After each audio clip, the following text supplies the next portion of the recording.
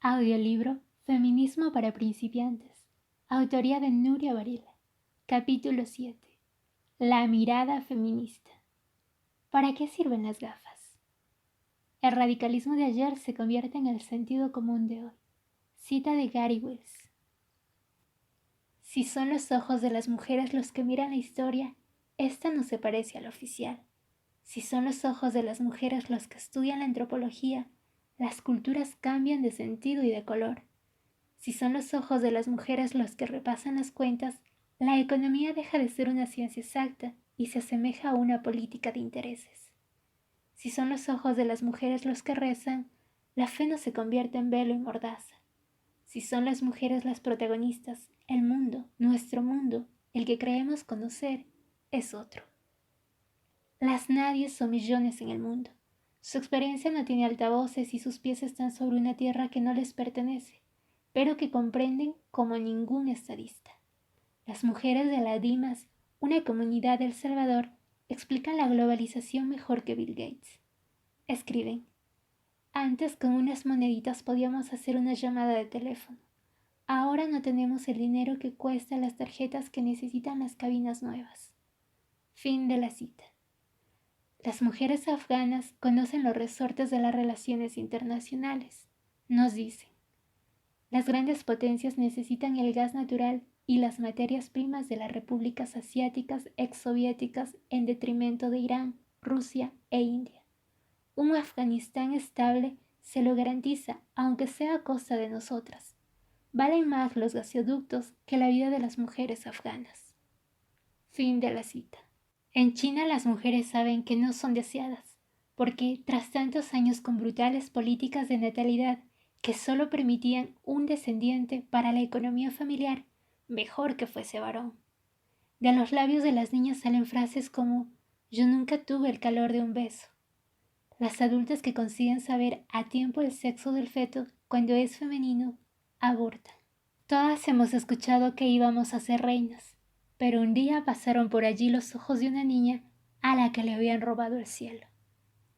Por ser niña, por haber nacido en Pakistán y tener que casarse sin poder elegir marido. En Argelia y tener que abandonar su trabajo después de haber luchado contra los colonizadores. En Bosnia y haber sido violada en una guerra que nunca deseó. En Burkina Faso y sufrir la ablación de su clítoris. En una familia gitana de la rica Europa y casarse con 15 años, virgen, y representar de por vida el honor de su familia.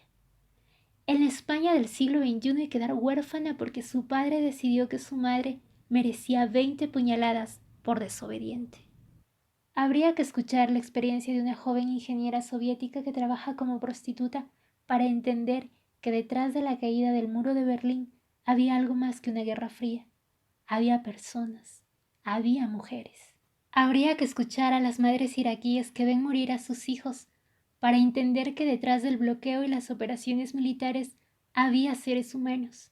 Había mujeres que tras conseguir la legalización de los anticonceptivos en un país árabe no los podían utilizar porque el bloqueo impedía que atravesaran sus fronteras. Habría que escucharlas hoy después de una nueva invasión estadounidense, pero para eso habría que ponerles los micrófonos y enfocarlas con las cámaras que siempre están ocupadas por líderes ambiciosos, clérigos rebeldes o políticos poderosos. Habría que escuchar a las exguerrilleras centroamericanas para entender que además de muertos, la política de los 80 en sus países supuso una sociedad desvertebrada, donde desde entonces las mujeres se enfrentan solas a la lucha por la supervivencia de sus numerosos hijos.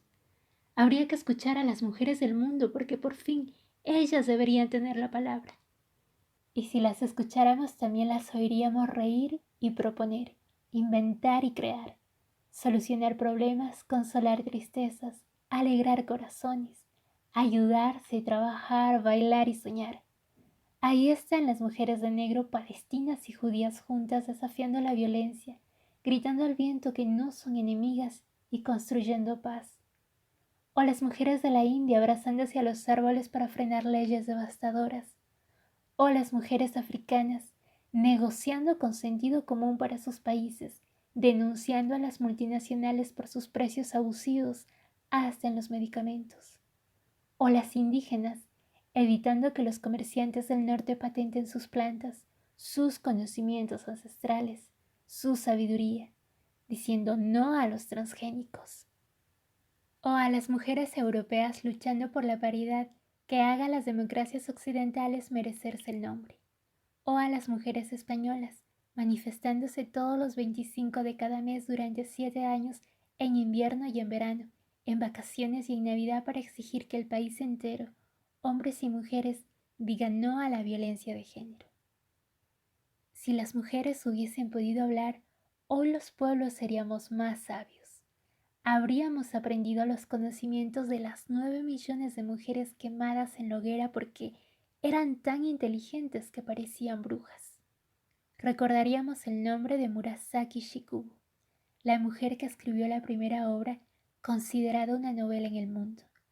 Fue en Japón en el año 1010.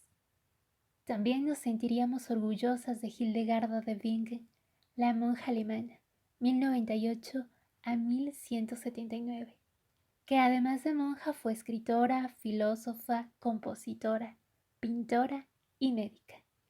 Entre otras muchas cosas, autora del libro de medicina compuesta, considerado como el libro base de la medicina. Así, cuando los fanatismos religiosos atacaran de nuevo, recordaríamos la frase de Hildegarda diciendo: cuando Adán miró a Eva, quedó lleno de sabiduría. Fin de la cita. Sabríamos que la introducción de la física en el campo del conocimiento científico se dio con el libro Instituciones, escrito por Émile de Boteuil, marquesa de Châtelet, 1706 a 1749, gran matemática y filósofa. También recordaríamos a Alice Guy Blanche, 1873 a 1968, quien realizó la primera película con argumento en la historia del cine. Y también sabríamos que es una mujer la única persona que ha ganado el premio Nobel en 2 disciplinas distintas. Magia Sklodowska-Curie, Polonia, 1867 a 1934, quien en 1903 recibió el Nobel de Física junto a su esposo Pierre Curie por el descubrimiento y el trabajo pionero en el campo de la radioactividad y los fenómenos de la radiación. En 1911, Magia Sklodowska-Curie recibiría el Nobel de Química. A ella se le debe lo que hoy se denomina la idea del átomo.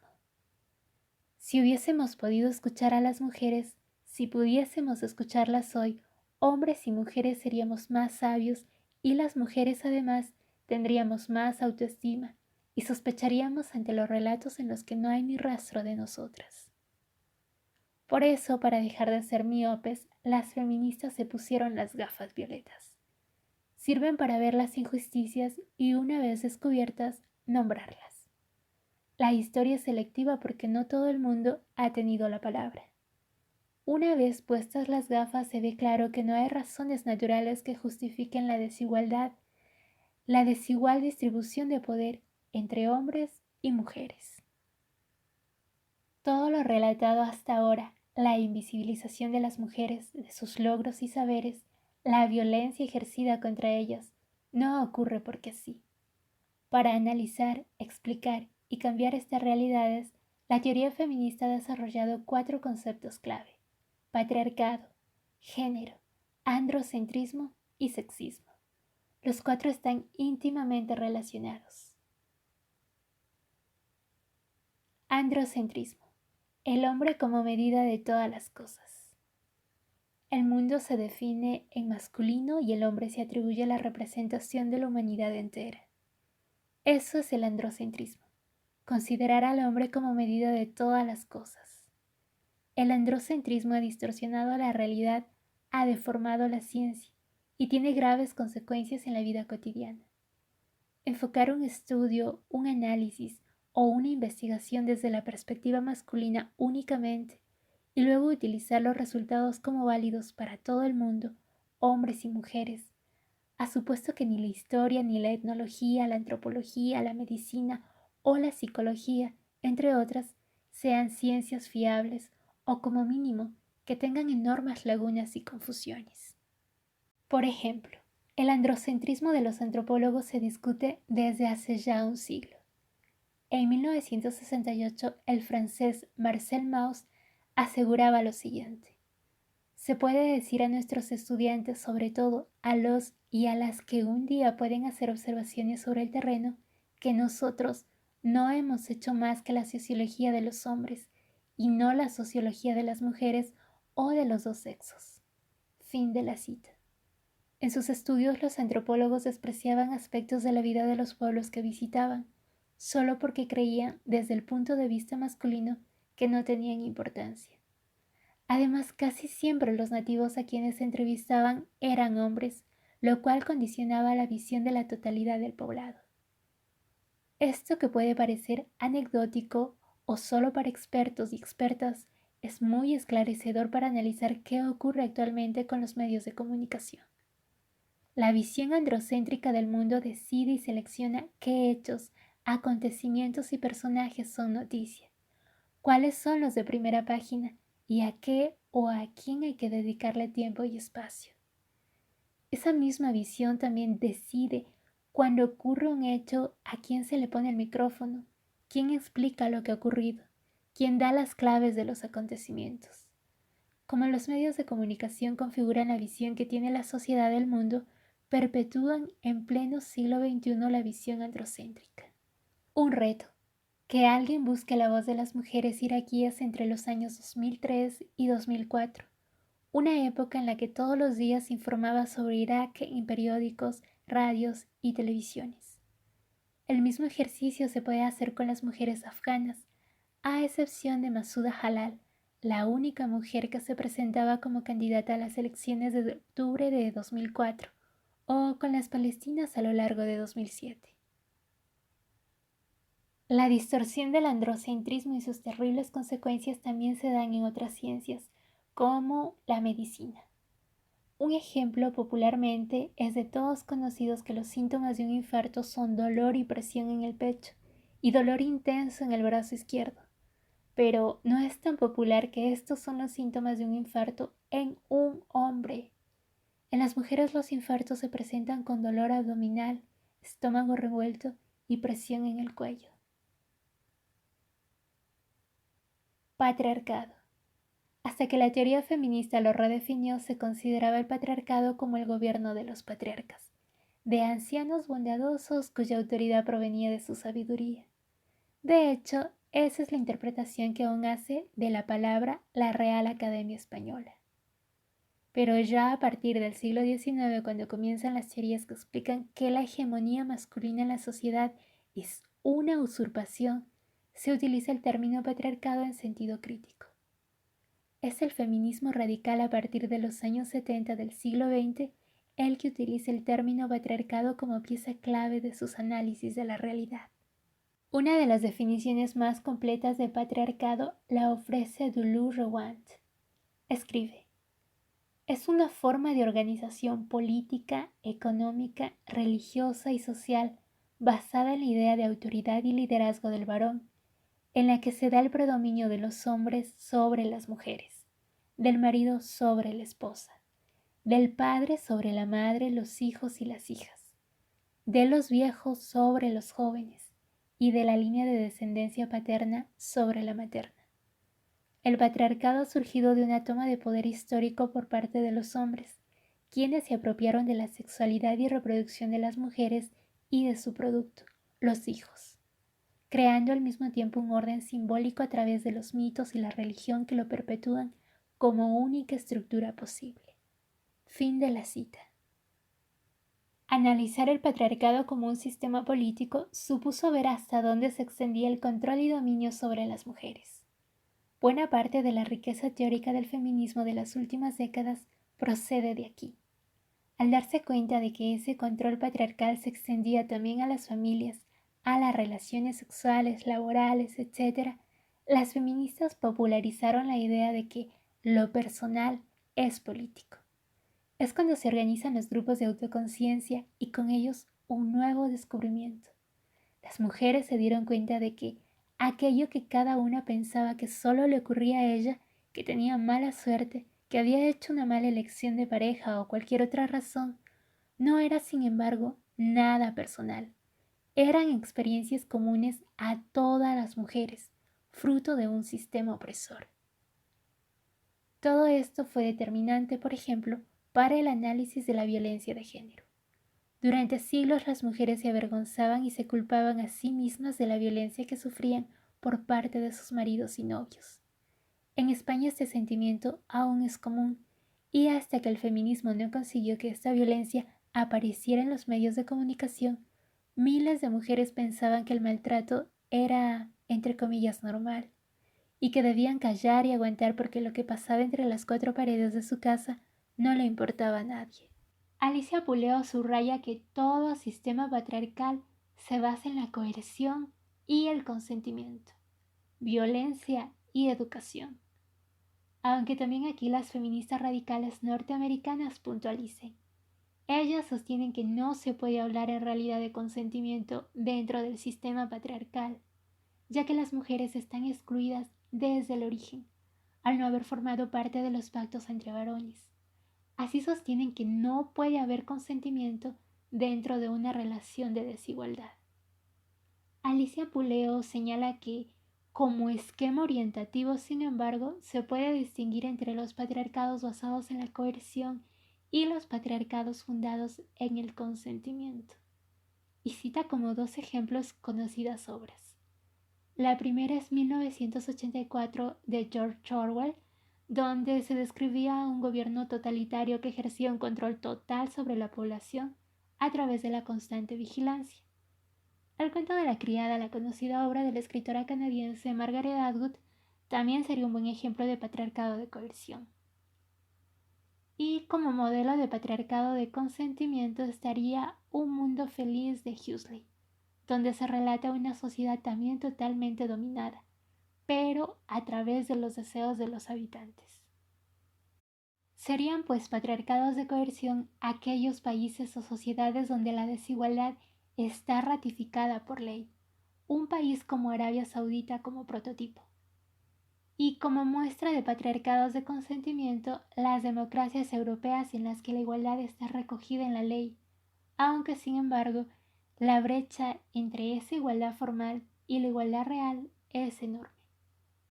El patriarcado del consentimiento utiliza otros instrumentos, como los medios de comunicación para mantener los estereotipos y los roles sexuales, la discriminación laboral y económica, aunque también está presente la violencia que sigue existiendo en las sociedades occidentales contemporáneas en magnitudes estremecedoras. Por eso es habitual encontrarse con ideas opuestas respecto a la actual situación de las mujeres en el mundo. Quienes no tienen en cuenta el patriarcado aseguran que las cosas han cambiado una barbaridad, mientras que quienes lo perciben con nitidez afirman que las cosas no han cambiado tanto. Aquello de los mismos problemas que mutan sin desaparecer que decía Diana Velesi. Ambas posturas están en lo cierto. La vida de las mujeres en algunas partes del mundo se ha transformado, pero el patriarcado aún goza de buena salud. El objetivo fundamental del feminismo es acabar con el patriarcado como forma de organización política. El objetivo fundamental del feminismo es acabar con el patriarcado como forma de organización política. Aquí me permito abrir un paréntesis porque me parece súper necesario hablar sobre este término y aclarar sobre este término que es la política. Y lo hago porque lo he escuchado muchísimas veces utilizar al término política como si fuera sinónimo de partidos políticos, como si política fuera sinónimo de un cargo gubernamental, como si política fueran las elecciones. Y eso no es tan cierto. La política no se restringe a eso, no se limita tan solo a hablar de gobiernos o partidos políticos. La política es mucho más amplia. Política es lo que hacemos tú y yo al hablar de feminismo. Política es nuestra movilización masiva en las calles. Política es mi elección a ser feminista. Política es todo eso. Política es lo que hacen también las anarcofeministas o las feministas radicales. Todo esto es político. Política es la incidencia que hacemos para una transformación dentro de la sociedad. política es eso que afecta de manera individual y colectiva. De ahí que constantemente digamos que el feminismo es un movimiento político, no porque queremos ser parte de unas elecciones o tal. No tiene nada que ver con eso. Y bueno, hasta aquí mi paréntesis y prosigo con la lectura. El patriarcado es un sistema político. Su existencia no quiere decir que las mujeres no tengan ningún tipo de poder o ningún derecho. Una de las características del patriarcado es su adaptación en el tiempo. Son las victorias paradójicas. Por ejemplo, cuando el feminismo comenzó a exigir igual representación en política, se colocó a mujeres en las listas electorales, pero en los puestos del final, en los que se sabía que no iban a ser elegidas. El feminismo tuvo entonces que inventarse las listas cremallera, situar alternativamente una mujer y un hombre para asegurarse así que las mujeres también estarían entre las elegidas. Abro un paréntesis para comentar que más allá de esta tetra del sistema partidista electoral para mantener a las mujeres fuera de la representación política partidista, como nos acaba de comentar la autora, bien se podría hablar de otra victoria paradójica sobre este mismo sistema electoral. Y es que el hecho de tener mujeres en partidos políticos o cargos gubernamentales solo asegura la perpetuación de este mismo sistema de dominación sustentado e impuesto por el Estado y todo su aparataje. Es un tema que ya lo he venido tratando a lo largo del audiolibro y probablemente van a haber muchísimas discrepancias al respecto. Pero insisto que estaría bueno acercarnos a los planteamientos que las compas anarcofeministas tienen al respecto y no desechar estas ideas porque sí. Me gustaría dejarles una cita de Ellen Leader al respecto.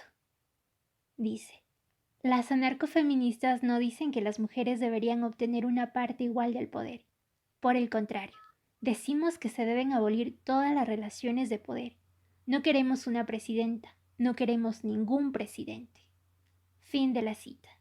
Esto lo pueden encontrar en El feminismo como un proceso anarquista, la práctica del anarcofeminismo, en la colección Anarcofeminismo Nada, que también está en este mismo canal. La cita es de Ellen Leader. Hasta aquí el paréntesis y prosigo con la lectura. Otro ejemplo es lo que ocurre actualmente en las sociedades occidentales. Las mujeres han conseguido el derecho a la educación y al trabajo retribuido, pero la mayoría de quienes trabajan fuera de sus casas, tanto las asalariadas como las que han creado sus propias empresas, continúan encargándose mayoritariamente del trabajo doméstico y del cuidado de los hijos. Es la tremenda doble jornada o doble presencia. Aún más aquellas que delegan esas tareas también abrumadoramente lo hacen sobre otras mujeres, más pobres o de más edad. Son las mujeres que trabajan en el servicio doméstico, en su mayoría inmigrantes, y las abuelas. Género. El concepto de género es la categoría central de la teoría feminista. La noción de género surge a partir de la idea de que lo femenino y lo masculino no son hechos naturales o biológicos, sino construcciones culturales. Por género se entiende, como decía Simone de Beauvoir, lo que la humanidad ha hecho con la hembra humana, es decir, todas las normas, obligaciones, comportamientos, pensamientos, capacidades y hasta carácter que se han exigido que tuvieran las mujeres por ser biológicamente mujeres. Género no es sinónimo de sexo. Cuando hablamos de sexo nos referimos a la biología, a las diferencias físicas entre los cuerpos de las mujeres y de los hombres, y al hablar de género, a las normas y conductas asignadas a hombres y mujeres en función de su sexo. Fue Robert J. Stoller en 1968 quien primero utilizó el concepto de género. Escribió lo siguiente: los diccionarios subrayan principalmente la connotación biológica de la palabra sexo, manifestada por expresiones tales como relaciones sexuales o el sexo masculino. De acuerdo con este sentido, el vocablo sexo se referirá en esta obra al sexo masculino o femenino y a los componentes biológicos que distinguen al macho de la hembra. El adjetivo sexual se relacionará pues con la anatomía y la fisiología. Ahora bien, esta definición no abarca ciertos aspectos esenciales de la conducta, a saber, los afectos, los pensamientos y las fantasías, que aun hallándose ligados al sexo no dependen de factores biológicos. Utilizaremos el término género para designar algunos de tales fenómenos psicológicos, así como cabe hablar de sexo masculino o femenino. También se puede aludir a la masculinidad y la feminidad, sin hacer referencia alguna a la anatomía o a la fisiología. Así pues, si bien el sexo y el género se encuentran vinculados entre sí de modo inextricable en la mente popular, este estudio se propone, entre otros fines, confirmar que no existe una dependencia biunívoca e ineluctable entre ambas dimensiones, el sexo y el género, y que por el contrario, su desarrollo puede tomar vías independientes. Fin de la cita. Después de este trabajo de Robert Stowler, fueron las feministas radicales quienes desarrollaron el concepto género. Así, Kate Millen explicaba lo siguiente. En virtud de las condiciones sociales a que nos hayamos sometidos, lo masculino y lo femenino constituyen a ciencia cierta dos culturas y dos tipos de vivencias radicalmente distintos. El desarrollo de la identidad genérica depende en el transcurso de la infancia de la suma de todo aquello que los padres, los compañeros y la cultura en general consideran propio de cada género en lo concerniente al temperamento, al carácter, a los intereses, a la posición, a los méritos, a los gestos y a las expresiones. Cada momento de la vida del niño implica una serie de pautas acerca de cómo tiene que pensar o comportarse para satisfacer las exigencias inherentes al género. Durante la adolescencia se recrudecen los requerimientos de conformismo, desencadenando una crisis que suele templarse y aplacarse en la edad adulta. Fin de la cita. A todo esto añade Victoria Sau que las diferencias biológicas hombre-mujer son deterministas, vienen dadas por la naturaleza, pero en cuanto que seres culturales, esa biología ya no determina nuestros comportamientos. Fin de la cita. Y lo de la cultura y la evolución está muy claro en algunas cosas, pero no en lo que a las mujeres se refiere. Así, aquellos que claman para que todas las mujeres tengan como prioridad en su vida dedicarse a criar hijos y cuidar maridos, no parecen muy dispuestos a regalar sus automóviles para trasladarse en burro de una ciudad a otra. Tampoco renuncian a colgar sus encíclicas en Internet. El primer propósito de los estudios de género o de la teoría feminista es desmontar el prejuicio de que la biología determina lo entre comillas femenino, mientras que lo cultural o humano es una creación masculina. Los estudios de género surgen en las universidades norteamericanas en la década de los 70 y en las españolas 10 años después. Ya en los últimos 20 años el estudio del género se ha incorporado a todas las ciencias sociales. Si el género es una construcción cultural, por fuerza ha de ser objeto de estudio de las ciencias sociales. Me permito abrir un nuevo paréntesis solo para aclarar que las conceptualizaciones en torno a sexo y en torno a género son muchísimo más amplias de las comentadas aquí. Apenas se acaba de mencionar un par de posturas. Pero dentro del movimiento feminista esto representa un debate mucho más amplio, que de manera personal yo aún no consigo conciliar. Y para intentar entender toda la gama, yo recomendaría el libro de Sylvia Turber llamado Del sexo al género, que nos muestra de manera resumida varias posturas sobre el tema, la historia y también varias conceptualizaciones que se han hecho en torno a este. Y hay otra lectura básica que se llama Sexo, Género y Biología, que la pueden encontrar en la revista Feminismos, de autoría de Juan y Pérez, 2007. Y también me parece interesante la postura de Federici al inicio de su obra Calibán y la Bruja cuando hace referencia a esto. Y también hay un libro que me marcó cuando estaba recién acercándome al feminismo. Y fue una publicación que se llamaba, si mal no recuerdo, Antropología del Ciberespacio, y era una compilación de Leonela o Leonor, no me acuerdo muy bien, Leonela Cucurella. Y para mí significó una de las primeras críticas hacia un activismo institucional o ONGizado. El uso de eufemismos como ellos plantean al género, y también era una crítica muy fuerte hacia el poder, y me encantaba que tenía una desmarcación de aquel dentro del feminismo. Y bueno, y tenía muchas cosas interesantes. A mí me encantó en aquel entonces. Si lo releyera ahora, no sé en realidad qué tan de acuerdo estuviese, pero me gustaría sugerirlo porque me pareció bastante interesante. Sostenía posturas de esas que te hacen reflexionar mucho. En fin, es mucha la literatura al respecto, y mi sugerencia es que sí, nos acerquemos a la teoría, pero que también nos permitamos acercarnos y nos permitamos escuchar esas voces de las compañeras que nos hablan desde sus experiencias y desde sus vivencias. Y también permitirnos a nosotras mismas poder escuchar nuestra propia experiencia. A mí me parece vital eso, que no solo se hable de teoría, sino que también nos permitamos escuchar a las otras y a nosotras mismas. Y con ello también esto es una invitación a intentar no caer en un reduccionismo ni simplificaciones que es muy común. Escuchar aquello que no concuerde con nuestros puntos de vista de una manera abierta. Y con ello no quiero decir que vayamos a aceptar algo con lo que no estemos de acuerdo, pero sí permitirnos escuchar y dialogar. Pero hablo de una escucha real, de un diálogo verdadero. No uno donde yo y solo yo tengo la razón y no me importa lo que digas, no me harás cambiar de opinión. Más bien un diálogo que me importa por qué llegaste a esas conclusiones. Preguntarme si tu postura afecta a alguien o si mi postura está afectando a alguien.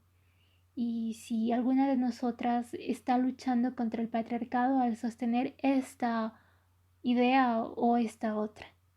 Y bueno, para no alargarme mucho, ya termino con este paréntesis y prosigo con la lectura. Los géneros están jerarquizados. El masculino es el dominante y el femenino el subordinado. Es el masculino el que debe diferenciarse del femenino para que se mantenga la relación de poder. Por eso a los muchachos históricamente se les ha pedido pruebas de virilidad. Y los peores insultos que pueden recibir los varones son todos los que sugieren en ellos, entre comillas, feminidad, nena, gallina, nenaza, bailarina. Ninguna de las grandes corrientes teóricas, el marxismo, funcionalismo, estructuralismo, etc., ha dado cuenta de la opresión de las mujeres. Así, la consecuencia más significativa que provoca el nacimiento de la teoría feminista es una crisis de paradigmas. Cuando las mujeres aparecen en las ciencias sociales, ya sea como objetos de investigación o como investigadoras, se tambalea todo lo establecido. Se cuestiona cómo se miden las investigaciones, cómo se verifican, la supuesta neutralidad de los términos y las teorías y las pretensiones de universalidad de sus modelos. La introducción de los estudios de género supone una redefinición de todos los grandes temas de las ciencias sociales y también una revolución política. La tarea que se ha dado a sí misma la teoría feminista, distinguir aquello que es biológico de lo que es cultural, ha tenido una gran trascendencia política, puesto que ha trasladado el problema de la dominación de las mujeres al territorio de la voluntad y de la responsabilidad humana. Es decir, que si los salarios son distintos para los hombres y para las mujeres, es un problema político, no natural o biológico, y dependerá de la voluntad política cambiarlo. Y cambiarlo todo, como los salarios, cambiar toda la desigual distribución de recursos, dinero, ocio, seguridad física, oportunidades. ¿Hay algo natural en decidir que no haya suficientes guarderías o residencias de ancianos o centros de día para mayores? ¿Hay algo natural en mantener el IVA de los productos higiénicos femeninos, compresas y tampones, productos de primera necesidad para todas las mujeres durante la mayor parte de su vida, como si fuesen artículos de lujo? Hay algo de natural en decidir que toda una generación de ancianas que tuvieron prohibido por ley trabajar fuera de casa reciban pensiones no contributivas, las más bajas de la seguridad social.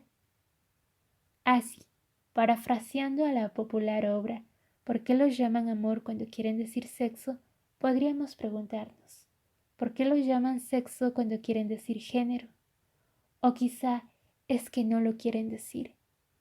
Recuerda a Victoria Sau que la miopía en ocasiones se convierte en ceguera. Escribe, al no reconocer los varones actuales que el tratamiento históricamente dado a las mujeres era el propio de una relación de abuso de poder que creó al dominante y a la subordinada, y no simplemente una cuestión de iguales mal avenidos. Fin de la cita. Un argumento, por cierto, que se emplea todavía con los malos tratos cuando en las noticias se repite lo siguiente. Después de una fuerte discusión, fulanito degolló a su esposa, transmitiendo así la idea de que la violencia de género se desarrolla entre iguales. De esta manera se olvida o niega que el patriarcado existe. Sau añade lo siguiente, sin necesidad de estar expresamente escrito en un documento único al estilo de el Decálogo, el Corán o la Biblia, sino atomizado en cientos y miles de discursos entre comillas profesionales de toda índole, hay un tratado masculino suscrito explícita o implícitamente por la mayoría de los hombres para dar un determinado trato a las mujeres en tanto que seres declarados naturales. Así se ven obligados a rechazar el feminismo en lugar de beneficiarse de él y a malograr sus avances políticos en democracia, por ejemplo, al negar la dimensión real de los hechos ocurridos entre ambos sexos, siendo la negación el más mórbido y peligroso de los mecanismos de defensa que se vuelve irremediablemente contra la persona que lo emplea. Fin de la cita. Androcentrismo, género y patriarcado, tres conceptos clave que sirven como herramientas de análisis para examinar las sociedades actuales, detectar los mecanismos de exclusión, conocer sus causas y tras haber atesorado todo ese conocimiento, proponer soluciones y modificar la realidad. Ponerla patas arriba, que de eso se trata, de construir un mundo en el que no existe una mitad invisible, sino mujeres y hombres libres y responsables de sus propias vidas. Como escribió Carmen Martín Gaite, abrid ya las ventanas, adentro las ventiscas y el aire se renueve.